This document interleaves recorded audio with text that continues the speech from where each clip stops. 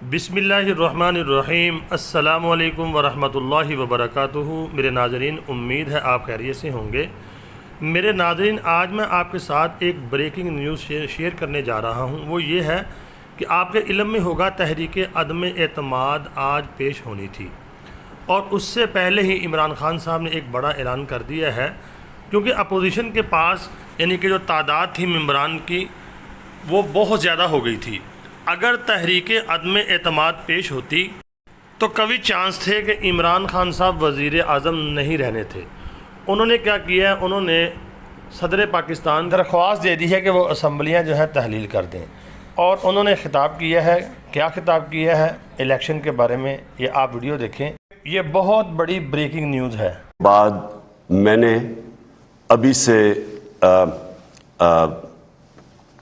President صاحب کو وہ بھیج دیا ہے، ایڈوائز بھیج دی ہے کہ اسمبلیاں ڈیزالو کریں۔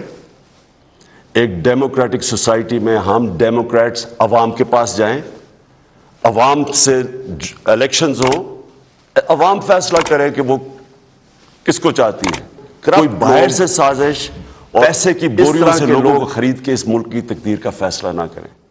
وہ لوگ جو سارے اچکن سلوا کے بیٹھے ہوئے ہیں اور وہ کروڑوں روپیہ انہوں نے خرچ کیا لوگوں کو خریدنے کے لیے، یہ سارا پیسہ انشاءاللہ ضائع ہوگا۔ اور جن لوگوں نے یہ پیسہ لیا ہے، میں آپ سب کو کہتا ہوں کہ کوئی ابھی بھی کوئی ثواب کما لیں، کہ کوئی پناہ گاہ پہ لگا دیں، کوئی یتیم خانہ کھول دیں، کوئی غریبوں کے لیے میں پیسہ ڈسٹریبیوٹ کریں۔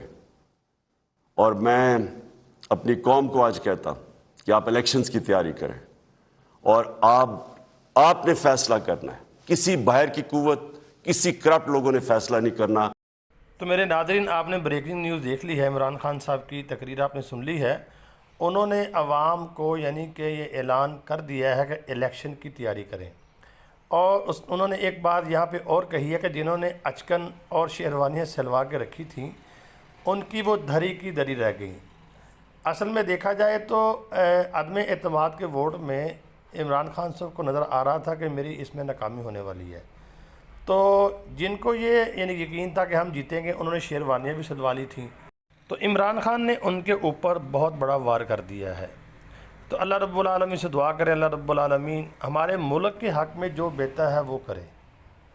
اپنی دعاؤں میں ضرور یاد رکھیں۔ یہ بریکنگ نیوز میں نے آپ کے ساتھ شیئر کر دی ہے۔ السلام علیکم ورحمۃ اللہ وبرکاتہ۔